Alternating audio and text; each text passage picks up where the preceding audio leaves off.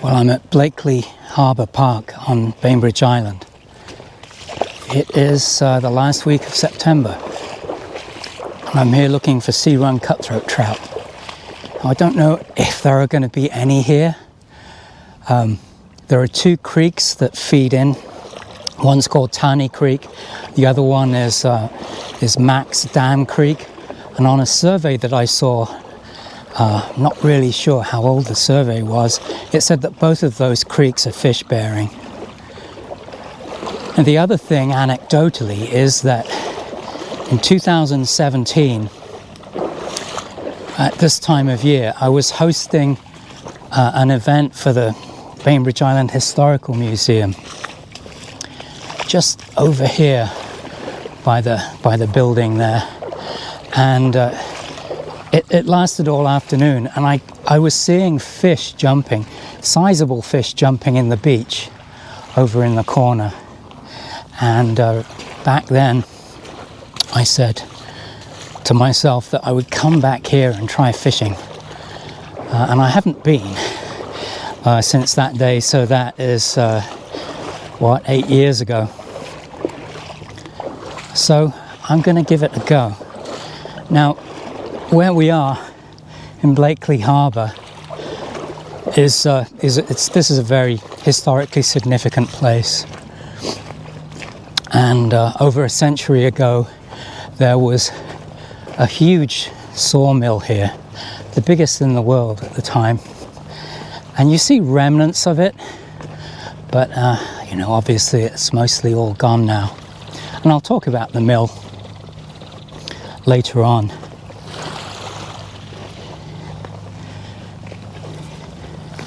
But it's a pretty special place. Been coming here for decades. Again, it's a favourite place for us to walk our dogs. We're right at high tide. I'm hoping there's going to be room to fish.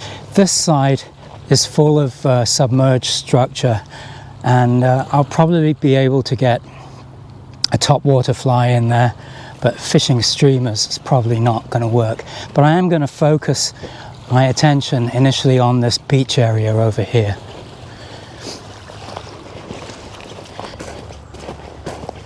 There's a very active kingfisher perched on the bridge that we're approaching. I always figure that's a good sign. At least there may be some small fish around.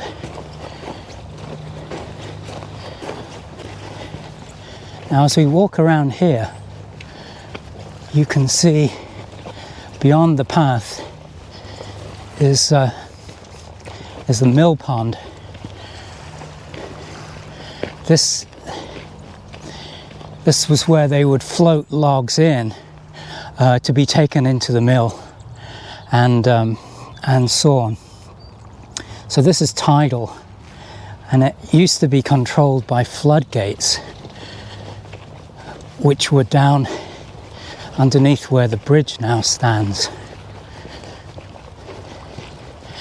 And there's a very fast current that runs through here, and at the moment it's running from my left to right into the mill pond.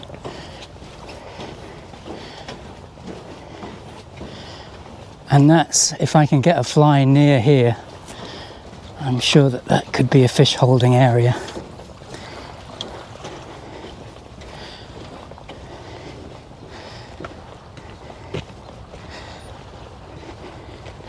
And I think I've got enough room to make a few casts out here.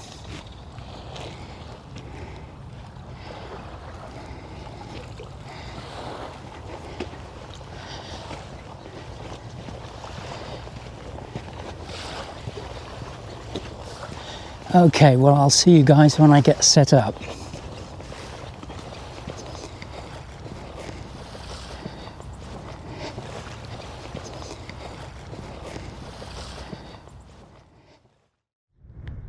So I brought two rods with me. One I've got with an intermediate line, and first fly I'm going to try is the yellow dancer, and then I'm going to start off by fishing a topwater fly, just really is an indicator of whether there's anything around. And I've got an olive green Titanic fly on that one, so I'm going to get started.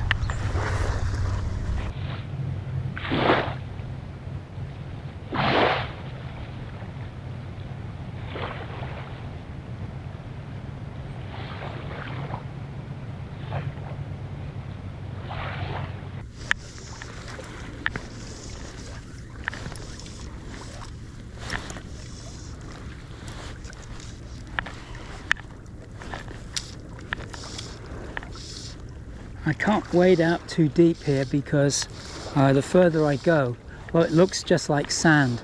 It's very silty and I'm just sinking into it. I don't want to get stuck. So my wading options around here are pretty limited. My fly is popping and gurgling like a champ, so if there is anything in here, I'd hope it would draw attention.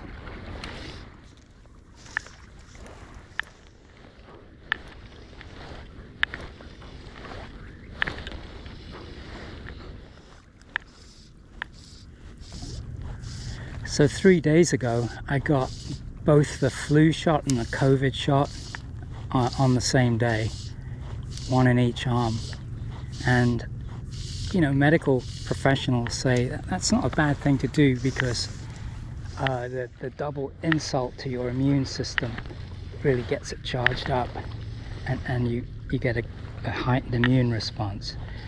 But I have to tell you, you know, carefully consider before you do that, because I've had those shots individually and it's nothing, but yeah, I experienced the full spectrum of side effects, and only really this morning do I feel halfway normal again. I've spent most of the last 3 days just curled up on the couch feeling sorry for myself, but my arms aren't sore anymore.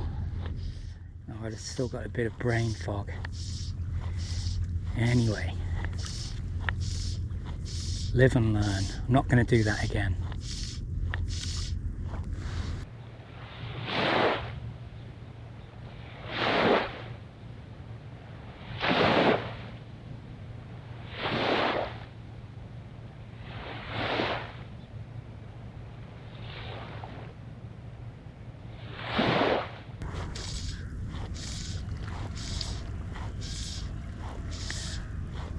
So the fish that I saw here, and I know it was October the 7th, 2017, and there were a lot of them, and they were of really pretty respectable size, jumping all afternoon.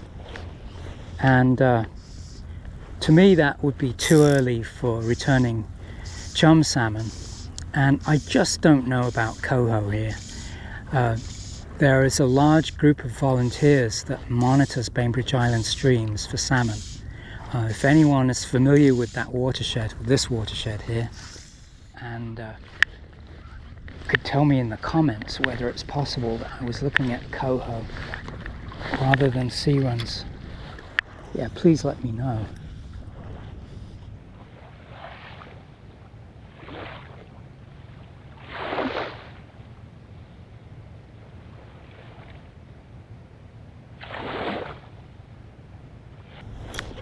So for the first time, I think, in any of my videos, you see Seattle there in the distance, if you can see it through the haze and the sun.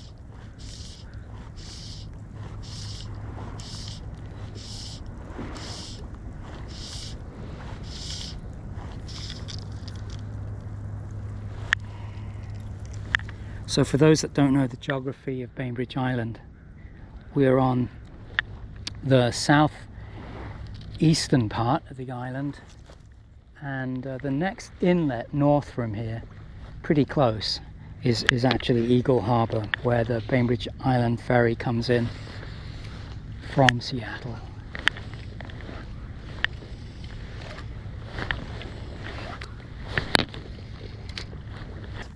So we're right now at high tide, and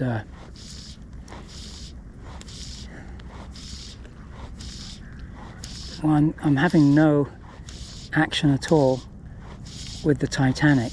But it is exactly right now high tide, and that is usually not the best time for fish to be active. So I'm hoping that once we get some tidal flow and it starts to ebb, if there are fish here, that might spur them into feeding. Ever the optimist. I'm also considering just abandoning this floating fly and going for my yellow dancer.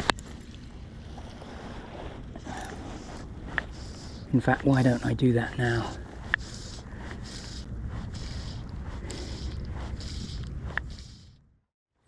So this raft of weed unfortunately is broken up and is now covering the area where I'm trying to fish. So I'm going to have to move somewhere else. There are also 3 harbour seals out here. And there's one just popping his head up. And that means there's a possibility of fish around. Looking on the bright side. Let me just take a look up here.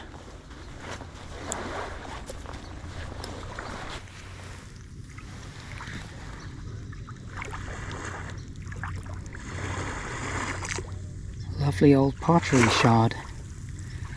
I wonder whether that's left over. Well, I think it probably is left over from the old mill town here. So as you can see, I've moved to the other side of the floodgate now, where there's a little bit less weed, and I do have access to the outflowing current from the floodgate. And I spoke with a couple that were walking past, and they said that they saw a bunch of 4 or 5 salmon yesterday as the tide was ebbing inside of the gate in the mill pond.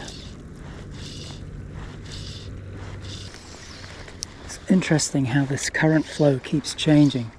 It's now going left to right, and just a minute ago it was moving very powerfully in entirely the opposite direction. So I don't understand hydrodynamics or whatever it should be called. Very odd. So I said I would talk about the sawmill that was here, the Port Blakely mill, and it's probably fair to say that Bainbridge Island would not be the place it is today had it not been for that mill. And the mill was built by a guy called Captain William Renton, who probably fit the archetypal description of a grizzled old sea captain. He established it in 1863.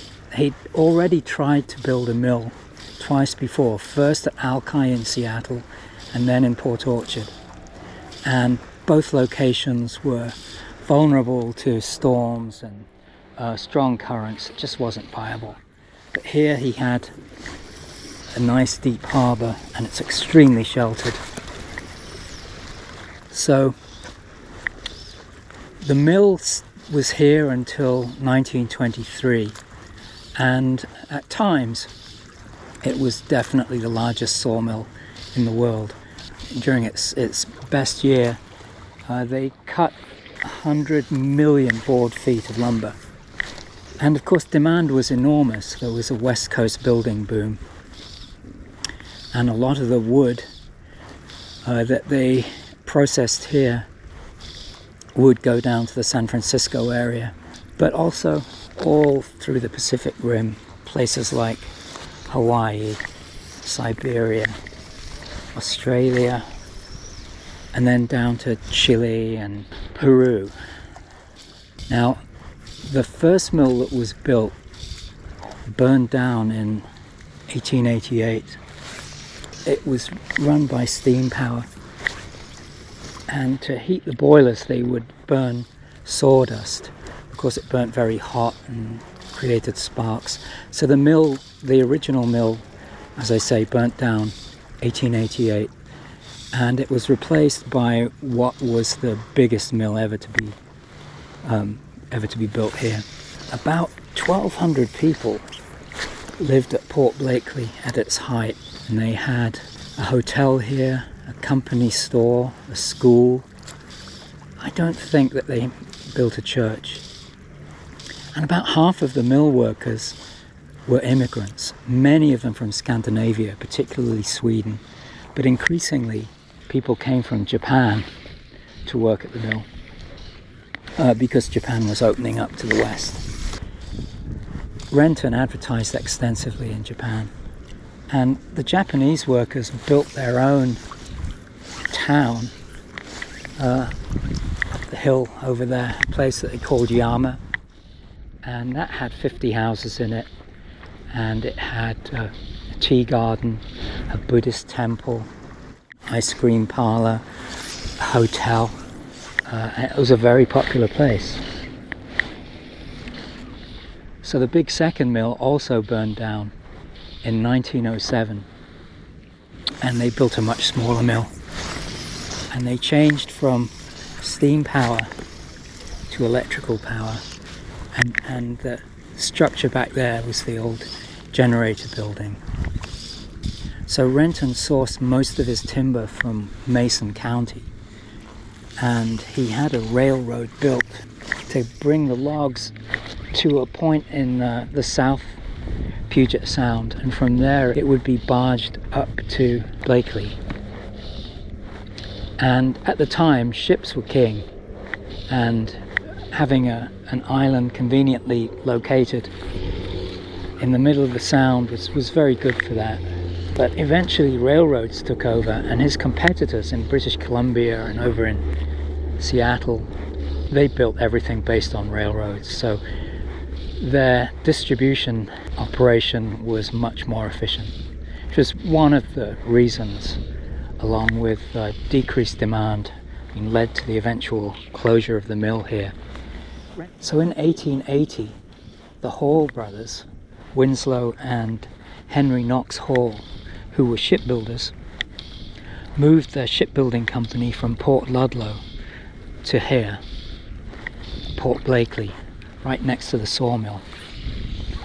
And between 1880 and 1904, they built 77 ships here of various types and sizes, but included among them were some of the biggest wooden ships ever built on the west coast, including 3, 4 and 5-masted schooners that were used to transport lumber all around the world. These were just magnificent vessels. So obviously they take advantage of the timber that was available from the sawmill to build the ships.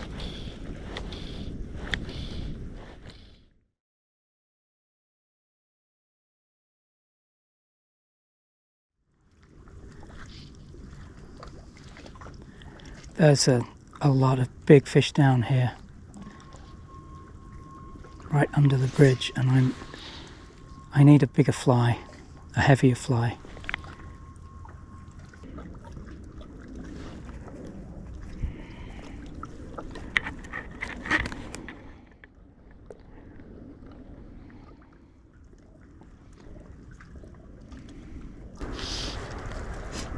Yeah, so I found where the fish are. They're right here along the walls of this channel, and this turbulent flow, it's very difficult. I've put on a golden retriever with a jig hook to try and get it down, but I can see my fly is still not getting really deep, so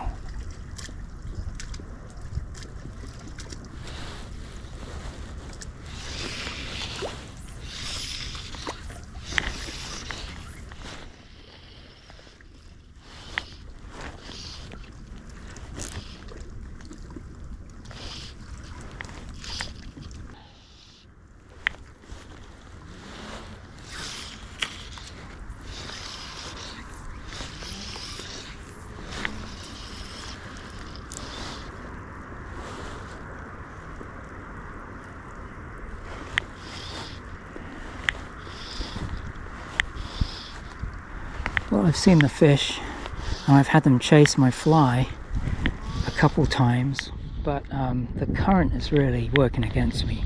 I can't get it close enough to these rocks, which is where the fish are. And I'm in a fairly precarious position. So I don't think I can keep doing this.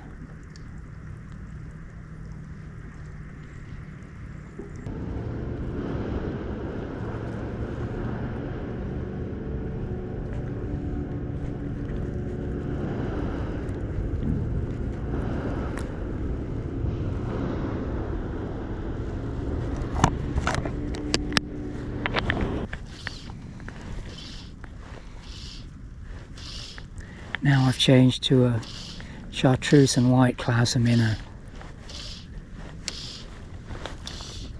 Did see a fish jump out here when I was over there.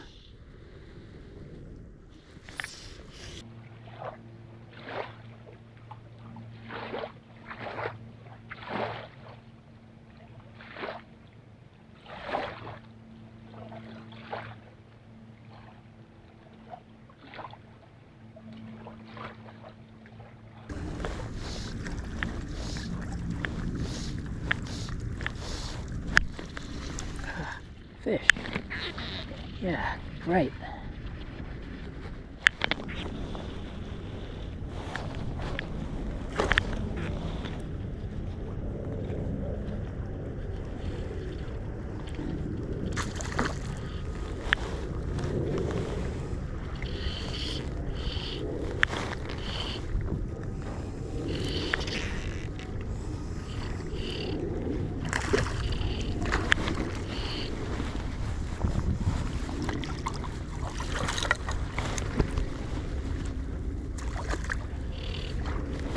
I think this is a salmon.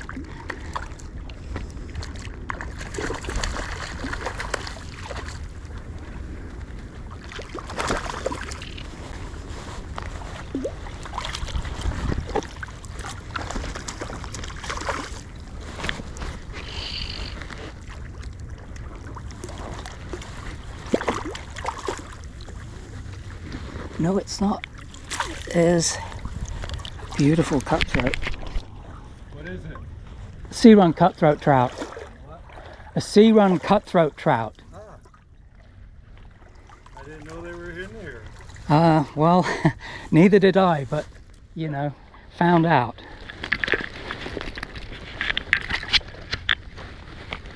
Is that lunch? I'm sorry? No, this is catch and release only.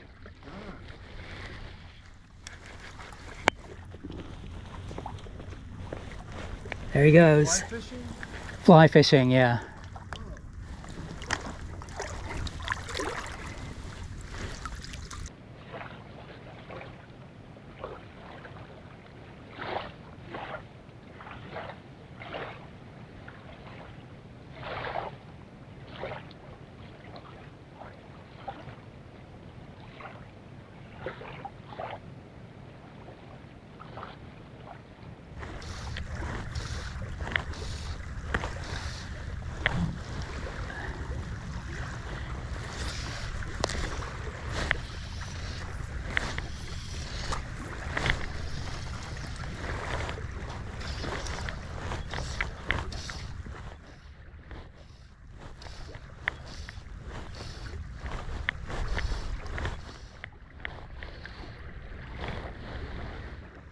Keeping tight to my fly is a bit of a challenge with this big current that's coming through now.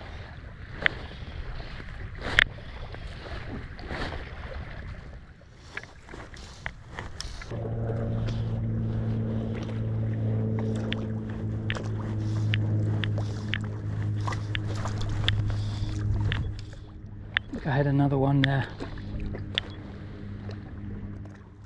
Yeah. Coming after it.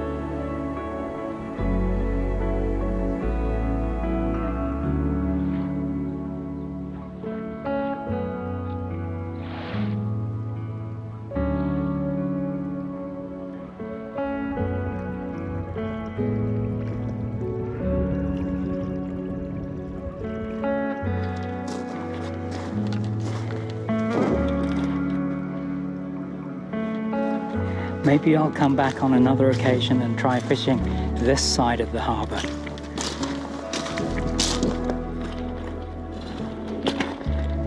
It definitely looks like the sort of place where sea runs would hang out.